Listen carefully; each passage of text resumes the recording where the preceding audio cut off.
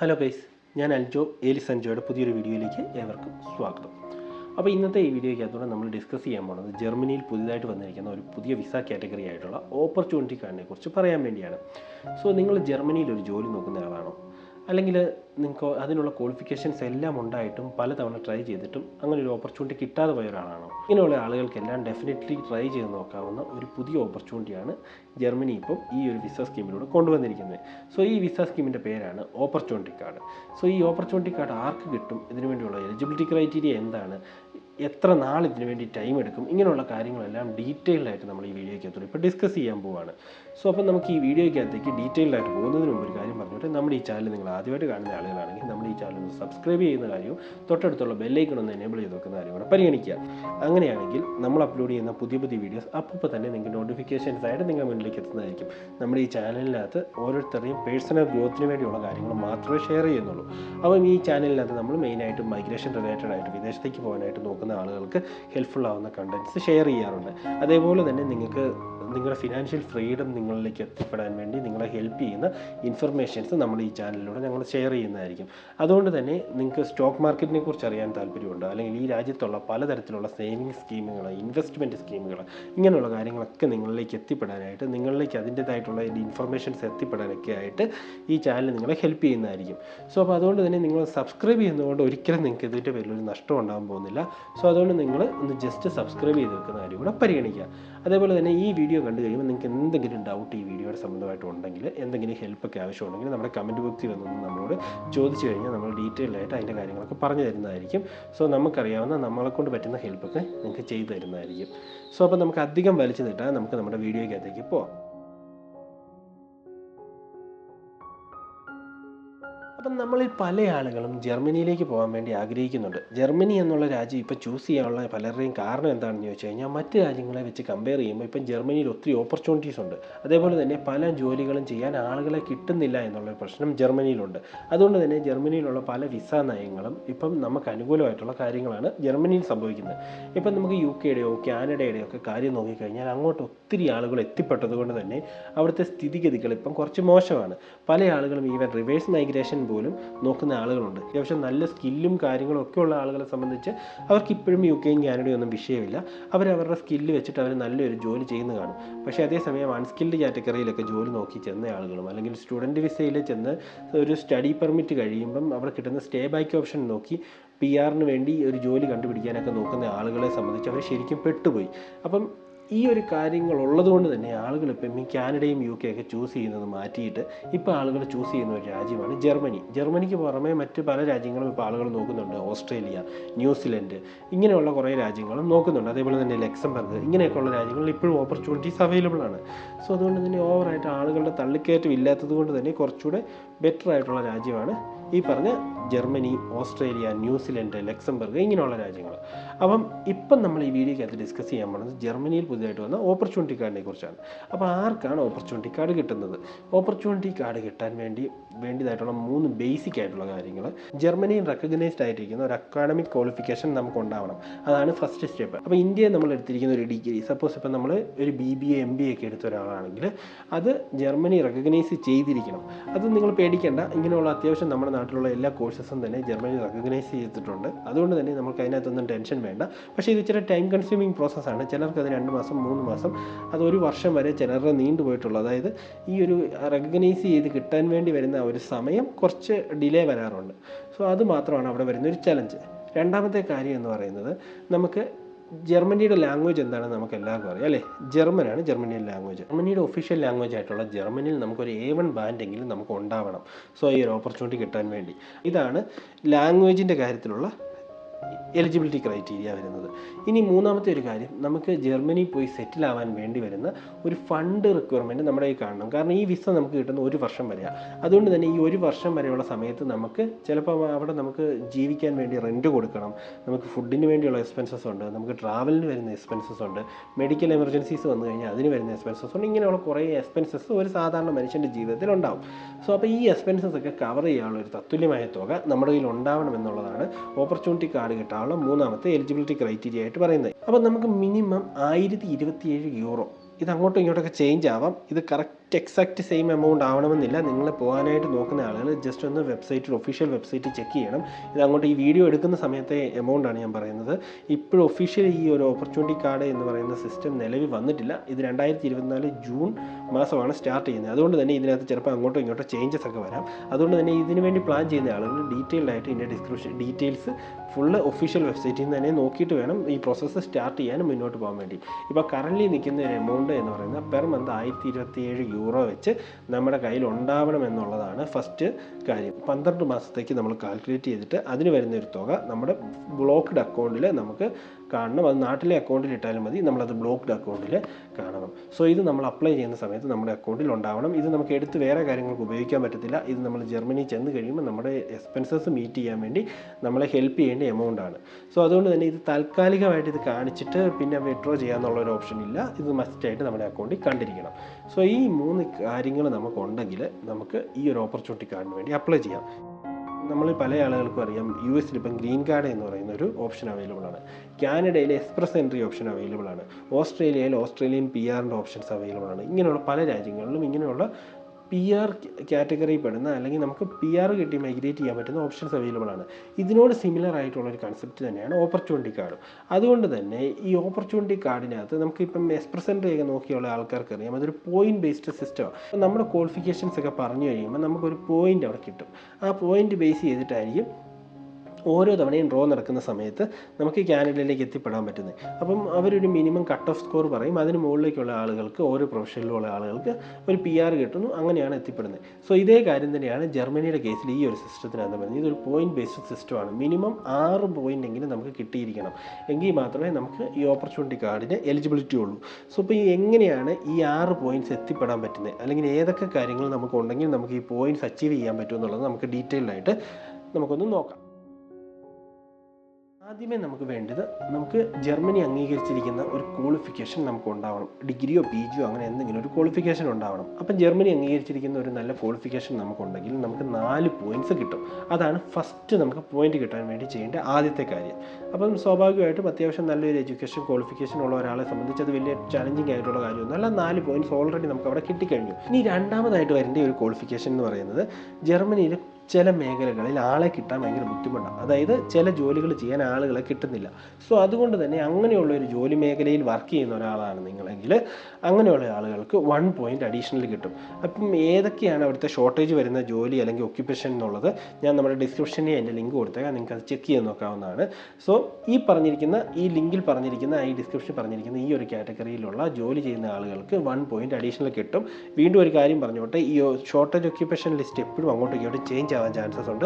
നിങ്ങൾ അപ്ലൈ ചെയ്യുന്ന സമയത്ത് നിങ്ങളത് വീണ്ടും ചെക്ക് ചെയ്ത് ഉറപ്പ് വരുത്തിയ ശേഷം മാത്രം അപ്ലൈ ചെയ്യുക. ഇപ്പം നിങ്ങൾ ഇപ്പോൾ ഒരു മേഖലയിൽ ഇപ്പോൾ ഹെൽത്ത് കെയറിൽ വർക്ക് ചെയ്യുന്ന ഒരാളാണെങ്കിൽ 6 മാസം കഴിയുമ്പോൾ ചിലപ്പോൾ ഹെൽത്ത് കെയറിൽ ഷോർട്ടേജ് ഉണ്ടാവണമെന്നില്ല. അങ്ങനെ വന്നു കഴിയുമ്പോൾ ഈ ഷോർട്ടേജ് ഒക്യുപ്പൻസി ലിസ്റ്റിൽ നിന്ന് ഇങ്ങോട്ടും ഒക്കെ മാറാൻ ചാൻസസ് ഉണ്ട്. അതുകൊണ്ട് തന്നെ നമ്മളത് ഉറപ്പ് വരുത്തിയിട്ട് മാത്രമേ അപ്ലൈ ചെയ്യാവുള്ളൂ. അപ്പം നമ്മൾ ആദ്യമേ പറഞ്ഞു ക്വാളിഫിക്കേഷന് 4 പോയിന്റ്സ്, അതേപോലെ തന്നെ ഷോർട്ടേജ് ഒക്യുപ്പൻസി ലിസ്റ്റിലുള്ള ജോലിയാണ് നിങ്ങൾ ചെയ്യുന്നതെങ്കിൽ അതിന് 1 പോയിന്റ്. ഇപ്പം തന്നെ നമുക്ക് 5 പോയിന്റ്സ് ആയിട്ടുണ്ട്. ഇനി അടുത്തതായിട്ട് നമുക്ക് പോയിന്റ് കിട്ടാൻ പറ്റുന്ന നമ്മളെ ഹെൽപ്പ് ചെയ്യുന്ന ഒരു മേഖലയാണ് വർക്ക് എക്സ്പീരിയൻസ്. കഴിഞ്ഞ 5 വർഷത്തിനിടയിൽ നിങ്ങൾക്ക് 2 വർഷമെങ്കിലും നിങ്ങൾ വർക്ക് ചെയ്തിട്ടുണ്ടെങ്കിൽ നിങ്ങൾക്ക് 2 പോയിന്റ്സ് അത് വെച്ച് നമുക്ക് കിട്ടും. അതേപോലെ തന്നെ കഴിഞ്ഞ 7 വർഷത്തിനിടയിൽ നിങ്ങൾ 5 വർഷം വർക്ക് ചെയ്തിട്ടുണ്ടെങ്കിൽ നിങ്ങൾക്ക് 3 പോയിന്റ്സ് കിട്ടും. അപ്പോൾ ഇതേതാണ് നിങ്ങളുടെ പോയിന്റ്സ് എന്ന് നിങ്ങളൊരു പേപ്പറിലേക്ക് എഴുതി വെക്കുക. അപ്പോൾ നമ്മൾ ആദ്യം തൊട്ട് പറഞ്ഞ പോയിന്റ്സ് കാൽക്കുലേറ്റ് ചെയ്യുമ്പോൾ നിങ്ങൾക്ക് തന്നെ കാൽക്കുലേറ്റ് ചെയ്തെടുക്കാം നിങ്ങൾക്ക് ഇപ്പോൾ എത്ര പോയിന്റ്സ് ആയിട്ടുണ്ടെന്ന്. ഇപ്പോൾ പല ആളുകൾക്കും 6 പോയിന്റ് മിനിമം ആണെങ്കിലും അതിന് മുകളിൽ നിങ്ങൾക്ക് പോയിന്റ്സ് എത്തിപ്പെട്ടിട്ട് കാണും. സോ ഇനി നമുക്ക് കുറേ കാര്യങ്ങളും കൂടെ നമുക്ക് പോയിന്റ്സ് കിട്ടുന്നുണ്ട്. സോ അതെന്താണെന്നും കൂടെ നമുക്ക് നോക്കാം. ഇനി അടുത്തതായിട്ട് വരുന്നതാണ് ലാംഗ്വേജ് സ്കില്ല്. ലാംഗ്വേജ് സ്കില്ലിൻ്റെ ഡീറ്റെയിൽസ് ഞാനിപ്പോൾ നിങ്ങളുടെ ഡിസ്ക്രിപ്ഷനിൽ കാണിക്കാം. ഈ പറഞ്ഞ ഓരോ മേഖലയിലും ഓരോ ബാൻഡിലും അതനുസരിച്ചിട്ട് നമുക്ക് പോയിന്റ്സ് കിട്ടും. സോ എന്തൊക്കെയാണെന്ന് നമുക്ക് നോക്കാം. അപ്പം നിങ്ങൾക്ക് A2 ബാൻഡാണ് നിങ്ങൾക്ക് ഉള്ളതെങ്കിൽ നിങ്ങൾക്ക് 1 പോയിന്റ് അവിടെ കിട്ടും. B1 ആണ് നിങ്ങളുടെ ബാൻഡെങ്കിൽ നിങ്ങൾക്ക് 2 പോയിന്റ്സ് അവിടെ കിട്ടും. ഇനി നിങ്ങൾക്ക് B2 ഉണ്ടെങ്കിൽ നിങ്ങൾക്ക് 3 പോയിന്റ്സ് അവിടെ കിട്ടും. ഇനി ഇംഗ്ലീഷിൻ്റെ കേസിൽ നമുക്ക് ഇംഗ്ലീഷ് വരുമ്പോഴത്തേനും നിങ്ങൾക്ക് C1 ഓർ അല്ലെങ്കിൽ ഒരു നേറ്റീവ് സ്പീക്കറാണ് നിങ്ങളെങ്കിൽ അഡീഷണലി നിങ്ങൾക്ക് 1 പോയിന്റ് കൂടെ കിട്ടും. അപ്പോൾ നിങ്ങൾക്ക് ഏതാണ് നിങ്ങളുടെ ലാംഗ്വേജ് സ്കില്ല് വരുന്നത് അല്ലെങ്കിൽ ഏത് ബാൻഡിലാണ് നിങ്ങൾ പെടുന്നതെന്ന് ബേസ് ചെയ്തിട്ട് നമുക്ക് ഒബ്വിയസ്ലി അതിൻ്റെ പോയിന്റ് നമുക്ക് അവിടെ കിട്ടുന്നുണ്ട്. സോ അതാണ് ലാംഗ്വേജിൻ്റെ കാര്യത്തിൽ നമുക്ക് വരുന്ന നമ്മൾ മീറ്റ് ചെയ്യേണ്ടതായിട്ടുള്ള ഒരു പോയിന്റ്. അപ്പോൾ നമുക്ക് നേരത്തെയുള്ള പോയിന്റ്സ് എല്ലാം കൂടെ കാൽക്കുലേറ്റ് ചെയ്ത് നിൽക്കുമ്പോൾ തന്നെ നമുക്ക് അത്യാവശ്യം പോയിന്റ് ഉണ്ടാവും. അതിൻ്റെ കൂട്ടത്തിൽ തന്നെ നമുക്കൊരു A2 ഉള്ള ഒരാൾക്ക് 1 പോയിന്റും B1 ഉള്ള ഒരാൾക്ക് 2 പോയിന്റ്സും B2 ഉള്ള ഒരാൾക്ക് 3 പോയിന്റ്സും കിട്ടും. അപ്പോൾ നിങ്ങളുടെ എത്രത്തോളം നിങ്ങൾ ലാംഗ്വേജ് കേപ്പബിൾ ആണെന്നുള്ളത് ബേസ് ചെയ്തിട്ട് നമുക്കവിടെ ഒരു പോയിന്റ് കിട്ടുന്നതായിരിക്കും. നമുക്ക് 35 വയസ്സിൽ താഴെയുള്ള ഒരാളാണെങ്കിൽ നിങ്ങൾക്ക് 2 പോയിന്റ്സും അതേപോലെ തന്നെ 35 തൊട്ട് 40 വയസ്സ് വരെയുള്ള ഒരാളാണെങ്കിൽ നിങ്ങൾക്ക് 1 പോയിന്റ് കിട്ടും. സോ അതുകൊണ്ട് തന്നെ നിങ്ങൾ 35 വയസ്സിൽ താഴെയുള്ള ഒരാളാണ് അപ്ലൈ ചെയ്യുന്നതെങ്കിൽ നിങ്ങൾക്ക് അപ്പോൾ തന്നെ 2 പോയിന്റും കൂടെ കിട്ടി.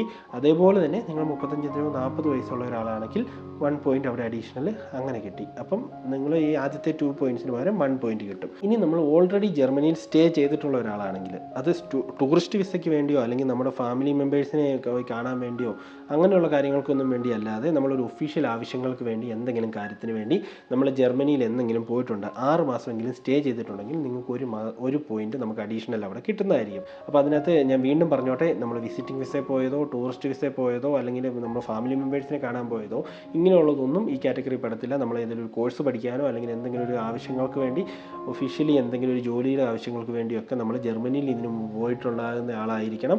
അതേപോലെ 6 മാസമെങ്കിലും നമ്മളവിടെ സ്റ്റേ ചെയ്തിട്ടുണ്ടാവണം. ഇങ്ങനെയുള്ള ഒരാൾക്ക് നമുക്ക് ഒരു പോയിന്റ് കൂടെ കിട്ടും. ഇപ്പം തന്നെ നമ്മൾ കാൽക്കുലേറ്റ് ചെയ്യുമ്പോൾ ഇത് പലർക്കും ഇല്ലായിരിക്കാം, പക്ഷേ നമ്മൾ നേരത്തെ പറഞ്ഞിരിക്കുന്ന ഓരോ പോയിന്റ്സും വെച്ച് നമ്മൾ കാൽക്കുലേറ്റ് ചെയ്യുമ്പോൾ നമുക്ക് ഓൾറെഡി നമുക്ക് അപ്ലൈ ചെയ്യാനുള്ള മിനിമം സ്കോർ നമുക്ക് എത്തിയിട്ടുണ്ടാവും. അതിൽ കൂടുതലും പലർക്കും ഉണ്ടായിട്ടുണ്ടാവും. സോ അതുകൊണ്ട് തന്നെ ഈ ഒരു കാര്യം കൊണ്ട് തന്നെയാണ് നമ്മൾ പറഞ്ഞ ഈ ഓപ്പർച്യൂണിറ്റി കാർഡ് എന്ന് പറയുന്ന പല ആളുകൾക്കും വളരെ യൂസ്ഫുൾ ആവാൻ പോകുന്ന ഒരു ഓപ്ഷൻ ആണെന്നുള്ളത്. ഇതിനോട് സിമിലർ ആയിട്ടുള്ള ജോബ് സീക്കർ വിസ എന്ന് പറയുന്ന ഒരു കാറ്റഗറി ഓൾറെഡി ജർമ്മനിയിൽ ഉണ്ടായിരുന്നു, അതിപ്പോഴും ഉണ്ട്. അതെന്താണെന്നുള്ളത് നിങ്ങൾക്ക് മനസ്സിലാക്കണമെന്ന് താല്പര്യമുണ്ടെങ്കിൽ ഡീറ്റെയിൽഡ് ആയിട്ട് അതിനൊരു വീഡിയോ നമ്മൾ ഓൾറെഡി ചെയ്തിട്ടുണ്ട്. അതിൻ്റെ ലിങ്ക് നമ്മുടെ ഡിസ്ക്രിപ്ഷനിൽ കൊടുത്തേക്കാം, നിങ്ങൾക്ക് അത് ചെക്ക് ചെയ്ത് നോക്കാവുന്നതാണ്. സോ ഇതിനോട് ഏകദേശം സിമിലർ ആണ്, പക്ഷേ അത് വെച്ച് നോക്കുമ്പോൾ കുറച്ചുകൂടി അഡ്വാൻറ്റേജസ് ഓപ്പർച്യൂണിറ്റി കാർഡിനുണ്ട്. സോ അപ്പോൾ അതെന്താണെന്ന് നിങ്ങൾക്ക് ആ വീഡിയോ കണ്ടാൽ നിങ്ങൾക്ക് മനസ്സിലാവുന്നതായിരിക്കും. സോ ഇതാണ് ബേസിക് ആയിട്ട് ഒരു സാധാരണ ആളെ സംബന്ധിച്ച് ആപ്ലിക്കബിൾ ആവുന്ന പോയിന്റ് സിസ്റ്റത്തിൽ വർക്ക് ആവുന്ന കുറേ കാര്യങ്ങൾ. ഇതിന് പുറമെ നമുക്ക് അഡീഷണൽ ആയിട്ട് 1 പോയിന്റ് കൂടെ കിട്ടാനുള്ള ഒരു ഓപ്ഷനാണ്. ഇപ്പം നമ്മുടെ പാർട്ണർ സ്പൗസ് ആയിട്ടുള്ള ആൾക്ക് ഓപ്പർച്യൂണിറ്റി കാർഡിന് എലിജിബിലിറ്റി ഉണ്ടെങ്കിൽ അങ്ങനെയുള്ള ആൾക്കും അഡീഷണലി 1 പോയിന്റ് കിട്ടുന്നതായിരിക്കും. സോ ഇതാണ് പോയിന്റ് സിസ്റ്റത്തിൽ നമുക്ക് പോയിന്റ്സ് അച്ചീവ് ചെയ്യാൻ വേണ്ടി നമ്മളെ ഹെൽപ്പ് ചെയ്യുന്ന ബേസിക് ആയിട്ടുള്ള കുറച്ച് ഓപ്ഷൻസ്. അപ്പോൾ ഇനി നമുക്ക് ഒരു ഓപ്പർച്യൂണിറ്റി കാർഡ് കിട്ടുന്ന ഒരാൾക്ക് എന്തൊക്കെ ബെനിഫിറ്റ് ഉണ്ടെന്ന് നമുക്ക് നോക്കാം. ഒരു ഓപ്പർച്യൂണിറ്റി കാർഡ് കിട്ടുന്ന ഒരാൾക്ക് ജർമ്മനിയിൽ 1 ഇയർ വരെ സ്റ്റേ ചെയ്യാനുള്ള ഓപ്ഷൻസ് അവൈലബിൾ ആണ്. ഈ 1 ഇയറിനുള്ളിൽ നമുക്ക് അവിടെ ഒരു എംപ്ലോയറിനെ കണ്ടുപിടിക്കാനും അവിടെ ഒരു ജോലി ചെയ്യാനും പറ്റിക്കഴിഞ്ഞാൽ ഒരു വർക്ക് പെർമിറ്റിലേക്ക് അത് കൺവേർട്ട് ചെയ്യാൻ പറ്റിയാൽ നമുക്ക് അവിടെ സെറ്റിൽ ആവാനുള്ള ഓപ്ഷൻസ് അവൈലബിൾ ആണ്. ഇനി ഈ ഓപ്പർച്യൂണിറ്റി കാർഡുള്ള ഒരാൾക്ക് നമുക്ക് ജോബ് ട്രയൽസ് നടത്താം. അതാണ് അതിനകത്ത് ഏറ്റവും വലിയ അഡ്വാൻറ്റേജസ്. 2 ആഴ്ച വരെ നമുക്കിപ്പോൾ ഒരു എംപ്ലോയറുടെ അടുത്ത് ചെന്ന് കഴിയുമ്പം എംപ്ലോയർക്ക് നമ്മളോട് പറയാം 2 ആഴ്ച വരെ നിങ്ങൾക്ക് ഇവിടെ ഒരു പർട്ടിക്കുലർ ജോബ് ഒരു ട്രയൽ അടിസ്ഥാനത്തിൽ വേണമെങ്കിൽ ചെയ്ത് നോക്കാമെന്ന്. അങ്ങനെ ചെയ്തതിന് ശേഷം നമ്മൾ ഇഷ്ടപ്പെടുവാണെങ്കിൽ അവിടെ നമുക്ക് ആ ഒരു വർക്കിൽ സ്ഥിരമാകാനുള്ള ഓപ്പർച്യൂണിറ്റീസ് ഈ ഓപ്പർച്യൂണിറ്റി കാർഡ് തരും. മറ്റ് പല ഓപ്ഷൻസും ഇത് തരത്തില്ല. അപ്പോൾ ഈ ഒരു ഒരു വർക്കിലെ ഒരു ട്രയലായിട്ട് നമുക്ക് ഒരു വർക്ക് ചെയ്ത് നോക്കാനുള്ള ഒരു ഓപ്ഷൻ. ഈ ട്രയലായിട്ട് ചെയ്യുന്നത് കൊണ്ടുള്ള ബെനിഫിറ്റ് എന്താ? എംപ്ലോയറിന് നമ്മളെ മനസ്സിലാക്കാനും അതേപോലെ തന്നെ നമ്മൾ ചെയ്യാൻ പോകുന്ന വർക്ക് എന്താണെന്നും അതിൻ്റെ ഒരു ഏകദേശം ഒരു അറ്റ്മോസ്ഫിയർ എന്താണെന്നും ഒക്കെ മനസ്സിലാക്കാനായിട്ട് നമ്മളെ ഹെൽപ്പ് ചെയ്യും ഈ ഒരു ട്രയൽ ഓപ്ഷൻ. സോ ഇത് ഈ ഓപ്പർച്യൂണിറ്റി കാർഡുള്ള ഒരാൾക്ക് കിട്ടുന്ന ഒരു ഓപ്ഷനാണ്. അതുപോലെ തന്നെ ഓപ്പർച്യൂണിറ്റി കാർഡിൽ നിൽക്കുന്ന ഒരാളെ സംബന്ധിച്ച് നമുക്ക് 2 അതിലധികമോ വരെ നമുക്ക് പാർട്ട് ടൈം ജോലികളിൽ നമുക്ക് വർക്ക് ചെയ്യാൻ പറ്റും. വീക്കിലി നമുക്ക് 20 മണിക്കൂർ വരെ വർക്ക് ചെയ്യാനുള്ള ഒരു ഓപ്ഷൻ, പാർട്ട് ടൈം ആയിട്ട് വർക്ക് ചെയ്യാനുള്ള ഓപ്ഷൻസ് ഈ ഓപ്പർച്യൂണിറ്റി കാർഡ് തരുന്നുണ്ട്. സോ അതുകൊണ്ട് തന്നെ നമുക്ക് അവിടെ സ്റ്റേ ചെയ്യുന്ന സമയത്ത് നമ്മുടെ ബേസിക് ആയിട്ടുള്ള നമുക്ക് വരുന്ന എക്സ്പെൻസസ് മീറ്റ് ചെയ്യാനുള്ള ഒരു ഓപ്ഷനും കൂടെയാണിത്. സോ അതുകൊണ്ട് തന്നെ പാർട്ട് ടൈം ഓപ്പർച്യൂണിറ്റീസ് നോക്കി നമുക്ക് തൽക്കാലം ഈ 1 ഇയർ വരെയുള്ള സമയത്ത് നമുക്ക് അവിടെ സസ്റ്റെയിൻ ചെയ്യാനുള്ള ഓപ്ഷൻസ് അവൈലബിൾ ആണ്. ഇത്രയും കാര്യങ്ങൾ നിങ്ങൾക്ക് ക്ലിയർ ആയി എന്ന് ഞാൻ വിചാരിക്കുന്നു. അപ്പോൾ ഇനിയിപ്പം എങ്ങനെയാണ് ഇതിൻ്റെ ഒരു പ്രോസസ്സ് നടത്തേണ്ടത് എന്ന് നമുക്കൊന്ന് ഡീറ്റെയിൽഡ് ആയിട്ട് നോക്കാം. അപ്പോൾ ഞാൻ ആദ്യമേ തന്നെ പറഞ്ഞായിരുന്നു ഇത് ഒഫീഷ്യലി സ്റ്റാർട്ട് ചെയ്തിട്ടില്ല, ഇതിൻ്റെ നോട്ടിഫിക്കേഷൻസ് വന്നിട്ടേ ഉള്ളൂ എന്നുള്ളത്. ഇത് സ്റ്റാർട്ട് ചെയ്യുന്നത് ഇപ്പോൾ പറഞ്ഞിരിക്കുന്ന ഡേറ്റ് പ്രകാരം 2024 ജൂണിലായിരിക്കും. ഇത് മേ ബി ചിലപ്പോൾ എക്സ്റ്റെൻഡ് ആവാൻ ചാൻസസ് ഉണ്ട്. ഈ പറഞ്ഞ ക്ലോസിനകത്തൊക്കെ ചേഞ്ചസ് വരാനുള്ള ചാൻസസ് ഉണ്ട്. സോ അതുകൊണ്ട് തന്നെ നിങ്ങൾ അപ്ലൈ ചെയ്യുന്ന സമയത്ത് പ്രോപ്പറായിട്ട് അപ്ലൈ ചെയ്യുന്നതിന് മുമ്പ് തന്നെ എല്ലാം നോക്കി മനസ്സിലാക്കിയ ശേഷം മാത്രം അപ്ലൈ ചെയ്യുക. സോ അപ്പം ഇതെങ്ങനെയാണ് ഇനി ഈ ആപ്ലിക്കേഷൻ നടത്തേണ്ടത്, ഇതെങ്ങനെയാണ് നമ്മൾ എത്തിപ്പെടുന്നത് വരെ, അതായത് ആദ്യത്തെ സ്റ്റേജ് തൊട്ട് നമുക്ക് എങ്ങനെ ജർമ്മനിയിൽ എത്തിപ്പെടാം, ഒരു ജോലി എങ്ങനെ കണ്ടെത്താം, ഇങ്ങനെയുള്ള കാര്യങ്ങളെല്ലാം നമുക്കൊന്ന് നോക്കാം. അപ്പോൾ ആദ്യമേ ചെയ്യേണ്ട കാര്യം നമ്മുടെ റിക്വയർമെൻറ്റ്സ് എന്താണെന്ന് നോക്കുക. അതായത് ഈ ഒരു ഓപ്പർച്യൂണിറ്റി കാർഡിന് വേണ്ടി വരുന്ന റിക്വയർമെൻറ്റ്സ് എന്താണെന്നുള്ളത് നോക്കുക. ഓൾറെഡി നമ്മുടെ വീഡിയോയ്ക്കകത്ത് പറഞ്ഞിട്ടുണ്ട്, ചിലപ്പോൾ അതിനകത്ത് ചേഞ്ച് വരാം. ഒന്നുകൂടെ ഒന്ന് നോക്കിയിട്ട് ഉറപ്പ് വരുത്തുക ഒഫീഷ്യൽ വെബ്സൈറ്റിൽ പോയിട്ട്. ഇനി നമ്മൾ ഈ റിക്വയർമെൻറ്റ്സ് എല്ലാം മീറ്റ് ചെയ്യുന്ന ഒരാളാണെങ്കിൽ നമ്മൾ ജർമ്മൻ എംബസിയിൽ നമ്മൾക്ക് ഇതിനു വേണ്ടിയുള്ള ഒരു ആപ്ലിക്കേഷൻ സ്റ്റാർട്ട് ചെയ്യാനുള്ള ഓപ്ഷൻസ് ആ സമയത്ത് ഇത് സ്റ്റാർട്ട് ചെയ്യുന്ന സമയത്ത് അവൈലബിൾ ആവും. സോ അതുകൊണ്ട് തന്നെ നമുക്ക് ജർമ്മൻ എംബസിയിൽ അല്ലെങ്കിൽ ജർമ്മനിയുടെ കോൺസുലേറ്റിൽ നമുക്ക് ഡയറക്റ്റ്ലി അതിനുള്ള ആപ്ലിക്കേഷൻ പ്രോസസ്സ് സ്റ്റാർട്ട് ചെയ്യാവുന്നതാണ്. ഇനി മൂന്നാമത്തെ സ്റ്റെപ്പ് നമ്മൾ പറഞ്ഞിരിക്കുന്ന എല്ലാ പ്രൂഫുകളും നമുക്ക് വെരിഫൈ ചെയ്യുക എന്നുള്ളതാണ് മൂന്നാമത്തെ സ്റ്റെപ്പ്. ജർമ്മനി നമ്മൾ ഓൾറെഡി സ്റ്റേ ചെയ്തിട്ടുണ്ടെങ്കിൽ നമുക്ക് അതിൻ്റെ സഫീഷ്യൻ്റ് ആയിട്ടുള്ള ഡോക്യുമെൻറ്റ്സ്, പാസ്പോർട്ട്, നമുക്ക് സ്റ്റാമ്പ് സീൽ ചെയ്തിട്ടുണ്ടെങ്കിൽ അത്, ഇങ്ങനെയുള്ള കാര്യങ്ങളെല്ലാം നമ്മൾ സബ്മിറ്റ് ചെയ്യേണ്ടതായിട്ട് വരും. അതേപോലെ തന്നെ നമുക്ക് നമ്മുടെ എഡ്യൂക്കേഷൻ ക്വാളിഫിക്കേഷൻസ്, വർക്ക് എക്സ്പീരിയൻസ്, നമ്മുടെ പ്രൂഫ് ഓഫ് ഫണ്ട്, നമ്മളിവിടെ സ്റ്റേ ചെയ്യേണ്ട സമയത്ത് നമ്മൾ കാണിക്കേണ്ടതായിട്ട് വരുന്ന ഫണ്ട്, ഈ വക കാര്യങ്ങളിലെല്ലാം പ്രൂഫ് നമ്മൾ സബ്മിറ്റ് ചെയ്യേണ്ടതായിട്ട് വരും. നമ്മൾ എന്തൊക്കെ കാര്യങ്ങൾ ആപ്ലിക്കേഷൻ വെക്കുന്ന സമയത്ത് പറഞ്ഞിട്ടുണ്ടോ ആ കാര്യങ്ങളെല്ലാം പ്രോപ്പറായിട്ട് നമ്മൾ കാണിച്ചു കൊടുത്ത് വെരിഫൈ ചെയ്യേണ്ടതായിട്ട് വരും. സോ ഈ മൂന്നാമത്തെ സ്റ്റെപ്പ് കഴിയുമ്പോൾ നമുക്കൊരു വിസയ്ക്ക് അപ്ലൈ ചെയ്യാം. ഈ വിസയ്ക്ക് അപ്ലൈ ചെയ്ത് നിങ്ങൾക്ക് വിസ കിട്ടിയാൽ അടുത്ത സ്റ്റെപ്പ് എന്ന് പറയുന്നത് ജർമ്മനിയിൽ നമ്മൾ എത്തിപ്പെടുക, അല്ലെങ്കിൽ ജർമ്മനിയിലേക്ക് എൻ്റർ ചെയ്യുക എന്നുള്ളതാണ്. ജർമ്മനിയിൽ എൻ്റർ ചെയ്ത് കഴിഞ്ഞാൽ അടുത്ത സ്റ്റെപ്പിൽ നമുക്ക് പാർട്ട് ടൈം ആയിട്ട് വർക്ക് ചെയ്യാം. അതിനൊപ്പം തന്നെ നമുക്ക് ജോലിക്ക് വേണ്ടി നമ്മൾ ഏത് മേഖലയിലാണോ വർക്ക് ചെയ്യുന്നത് ആ മേഖലയിൽ നമുക്കൊരു ജോലിക്ക് വേണ്ടി ട്രൈ ചെയ്യാവുന്നതാണ്. വൺസ് നിങ്ങളൊരു എംപ്ലോയറിനെ കണ്ടുപിടിച്ചു, നിങ്ങൾക്കൊരു ജോലി കിട്ടി എന്നിരിക്കട്ടെ, അങ്ങനെ ഇരിക്കുന്ന സാഹചര്യത്തിൽ നിങ്ങൾക്ക് റെസിഡൻസ് പെർമിറ്റിന് വേണ്ടി അപ്ലൈ ചെയ്യാവുന്നതാണ്. സോ ഇതാണ് ഇതിൻ്റെ ഒരു എൻ്റർ പ്രോസസ്സ്. സോ ഇത്രയും കാര്യങ്ങൾ ചെയ്തിട്ടാണ് നമ്മൾ ഈ ഒരു പ്രോസസ്സ് കംപ്ലീറ്റ് ചെയ്യുന്നത്. ഫസ്റ്റ് നമ്മൾ റിക്വയർമെൻറ്റ് എന്താണെന്ന് മനസ്സിലാക്കുന്നു, അതിനുശേഷം നമ്മൾ എംബസിയിൽ നമ്മൾ ആപ്ലിക്കേഷൻ പ്രോസസ്സിൻ്റെ കാര്യങ്ങൾ ചെയ്യുന്നു. മൂന്നാമത്തെ കാര്യം, നമ്മൾ ഒരു വിസയ്ക്ക് വേണ്ടി പോകുന്ന സമയത്ത് നമ്മൾ ഈ എല്ലാ ഡോക്യുമെൻറ്റ്സും, നമ്മൾ പറഞ്ഞിരിക്കുന്ന എല്ലാ കാര്യങ്ങളും നമ്മൾ വെരിഫൈ ചെയ്യുന്നു, വിസയ്ക്ക് വേണ്ടി അപ്ലൈ ചെയ്യുന്നു. വിസയ്ക്ക് അപ്ലൈ ചെയ്ത് നമുക്ക് വിസ കിട്ടിക്കഴിഞ്ഞാൽ നമുക്ക് ജർമ്മനിയിലേക്ക് എൻ്റർ ചെയ്യാവുന്നതാണ്. ജർമ്മനിയിൽ എൻ്റർ ചെയ്ത് കഴിഞ്ഞാൽ നമുക്കൊരു ജോലിക്ക് വേണ്ടി ട്രൈ ചെയ്യാം. ജോലിക്ക് ട്രൈ ചെയ്യുന്ന സമയത്ത് നമുക്ക് പാർട്ട് ടൈം വേണേൽ വർക്ക് ചെയ്യാം. ജോബ് ട്രയൽസ് നമുക്ക് പോസിബിളാണ്. ഇങ്ങനെയുള്ള കാര്യങ്ങളൊക്കെ ചെയ്യാം. അതിന് പുറമെ നമുക്കൊരു എംപ്ലോയറിനെ കണ്ടുപിടിക്കാൻ പറ്റിക്കഴിഞ്ഞാൽ നമുക്ക് അടുത്ത സ്റ്റെപ്പിൽ നമുക്കൊരു റെസിഡൻസ് പെർമിറ്റിന് വേണ്ടി അപ്ലൈ ചെയ്യാവുന്നതാണ്. ആ പ്രോസസ്സ് കംപ്ലീറ്റ് ചെയ്ത് നമുക്ക് ജർമ്മനിയിൽ തന്നെ സെറ്റിൽ ആവാവുന്നതാണ്. സോ ഇതാണ് ജർമ്മനിയിലെ ഓപ്പർച്യൂണിറ്റി കാർഡ് എങ്ങനെ അപ്ലൈ ചെയ്യണം ഇതിൻ്റെ ഒരു എൻഡ് ടു എൻഡ് പ്രോസസ്സ്. നിങ്ങൾക്ക് ഈ വീഡിയോ ക്ലിയർ ആയി എന്ന് വിചാരിക്കുന്നു. ഇതിനകത്ത് പറഞ്ഞിരിക്കുന്ന ഓരോ ഡീറ്റെയിൽസും നിങ്ങൾക്ക് മനസ്സിലായി എന്ന് വിചാരിക്കുന്നു. ഇതിനകത്ത് എവിടെയെങ്കിലും എന്തെങ്കിലും ഡൗട്ട് ഉണ്ടെങ്കിൽ നമ്മുടെ കമൻറ്റ് സെക്ഷനിൽ നിങ്ങൾക്ക് അത് ചോദിക്കാവുന്നതാണ്. അപ്പോൾ അതായിരുന്നു ഇന്നത്തെ വീഡിയോ. അപ്പോൾ നമുക്ക് ഈ വീഡിയോയുടെ വൈൻഡപ്പ് ചെയ്യുമല്ലേ. സോ അപ്പോൾ നമുക്ക് ഈ വീഡിയോയുടെ വെച്ച് വൈൻഡപ്പ് ചെയ്യാം. ഇനി നമുക്ക് മറ്റൊരു വീഡിയോ ആയിട്ട് കണ്ടുമുട്ടുന്നവരെ ടേക്ക് കെയർ, ബൈ.